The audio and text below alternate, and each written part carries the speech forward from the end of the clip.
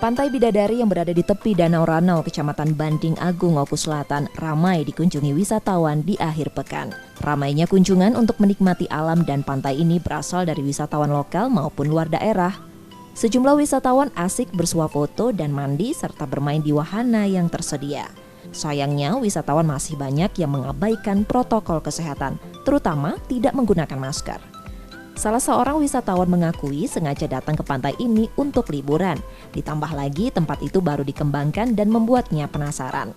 Kalau setiap liburan pasti ramai. Ramai. Ramai ya. Itu kita di sini nikmati apa saja itu pemandangan ini? Pantai, nikmati pantainya, danau, ranau. Cuman diperbaiki lagi, pantainya dibagusin. Ditata gitu. Pengelola wisata mengaku jika kunjungan meningkat hingga 90% lebih, terutama di akhir pekan, peningkatan kunjungan sudah terjadi beberapa pekan. Alhamdulillah dapat mendongkrak ekonominya masyarakat di sini. Ya moga-moga aja istilahnya apa-apa ada eventnya ada di sini istilahnya. Berbagai event pemerintah kabupaten maupun provinsi beberapa waktu lalu di kawasan Danau Ranau diprediksi yang memicu kunjungan wisatawan.